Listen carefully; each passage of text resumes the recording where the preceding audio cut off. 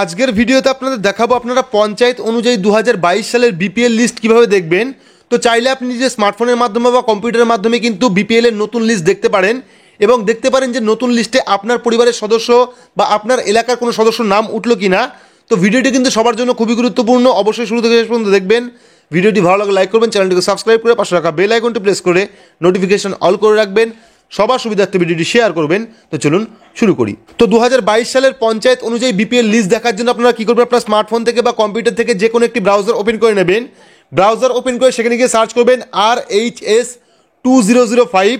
তো RHS2005 লিখে search করলেই কিন্তু প্রথম যে লিঙ্ক আপনারা পেয়ে যাবেন, এই যে এই লিঙ্কটা, শুধুমাত্র এখানে এসে ক্লিক করবেন। ক্লিক করলে কিন্তু আপনার সামনে RHS এর অর্থাৎ department of panchayat and rural development government of West বেঙ্গলের অফিসিয়াল ওয়েবসাইটে চলে আসবে।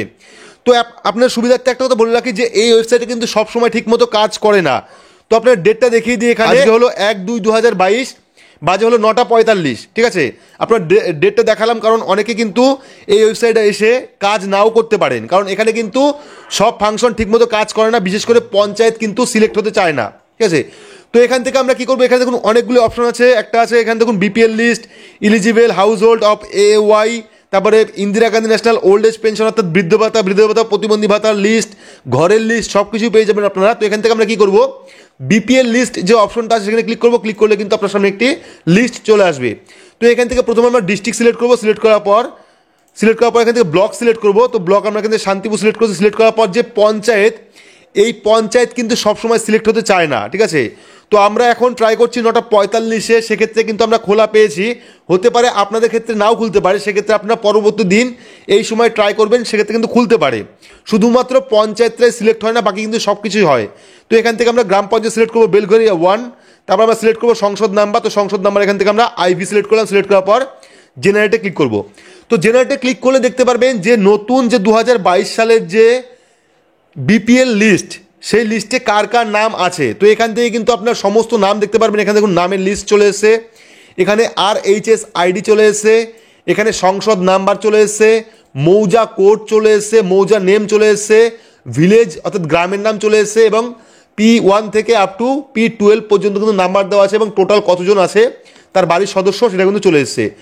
তো এখান থেকে যদি ডিটেলস আপনারা দেখতে চান, সেক্ষেত্রে আমরা কী করবেন, এখানে যে RHS যে আইডিটা আছে সেই আইডির উপরে ক্লিক করবেন। ক্লিক করলে কিন্তু সেই পরিবারের প্রোফাইলটা ওপেন হয়ে যাবে, অর্থাৎ সেই পরিবারে কতজনের নাম বিপিএল তালিকায় আছে। ঠিক আছে, তো প্রথম ব্যক্তি কিন্তু শুধুমাত্র একজনের নামই আছে।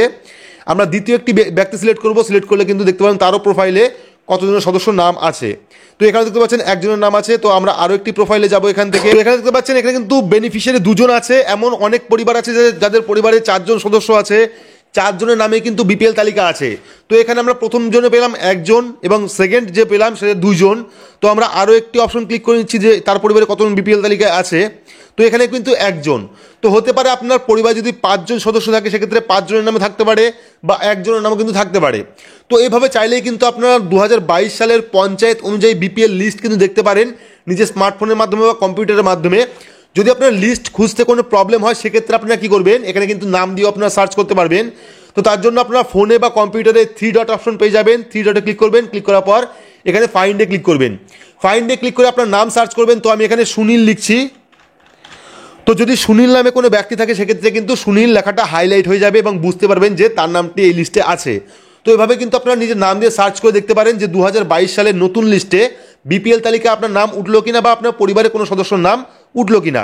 তো আপডেটটি আপনার কেমন লাগলো অবশ্যই কমেন্ট বক্সে কমেন্ট করে জানাবেন। ভিডিওটি ভালো লাগলে লাইক করবেন, চ্যানেলটিকে সাবস্ক্রাইব করে পাশে রাখা বেল আইকনটি প্রেস করে নোটিফিকেশন অল করে রাখবেন, সবার সুবিধার্থে ভিডিওটি শেয়ার করবেন। তো আজকের মতো এইটুকুই, ধন্যবাদ।